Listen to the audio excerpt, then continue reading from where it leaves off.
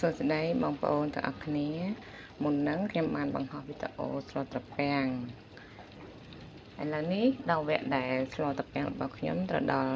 ពេលដែលចិត្តឆ្អិនហើយឥឡូវនេះត្រីបានឆ្អិនល្មមហើយឥឡូវយើង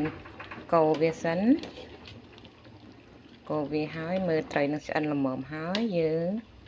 ភ្លក់មើលតើមានរសជាតិយ៉ាងម៉េចឆ្ងាញ់ឬក៏ប្រៃឬក៏សាបយើងអាំងបងគ្រឿងថែមទៀត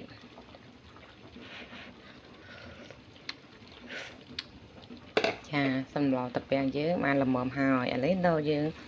បានឆ្អិនហើយមុននឹងយើងដាក់ចោលយើងត្រូវបងបន្លែហើយសំយើង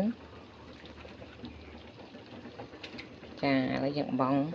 ននោងលាយជាមួយបន្លែព្រោះននោងហើយបន្លែហ្នឹងវាឆ្អិន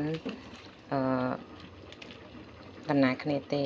ននោងវាអាចនឹងឆ្អិនមុនបន្លែខៀវបន្តិច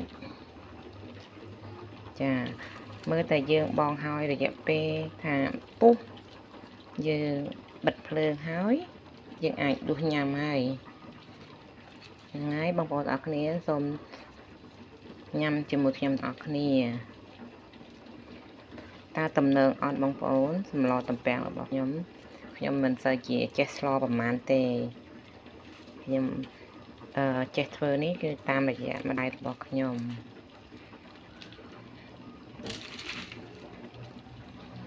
បងប្អូនណាចង់ញ៉ាំសម្លទំពាំងអាចនៅផ្ទះខ្ញុំបានផ្ទះខ្ញុំនៅ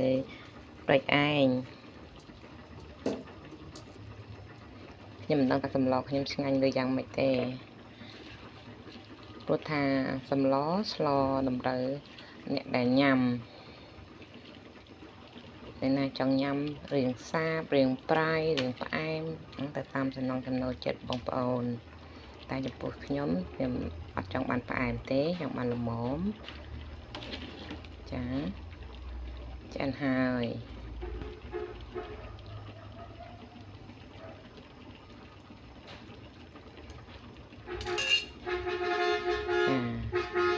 ហើយសម្ល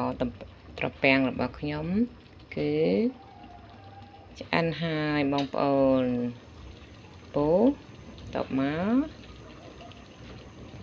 ចាយើង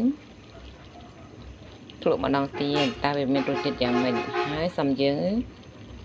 ដាក់វាចុះអូខេល្មមឆ្ងាញ់បងប្អូនសូមទទួលទានជាមួយខ្ញុំទាំងអស់គ្នាចាសម្លត្រពាំងខ្ញុំវគ្គ2គឺត្រូវបានបញ្ចប់អូខេអរគុណច្រើនដែលបានមើលវីដេអូរបស់ខ្ញុំ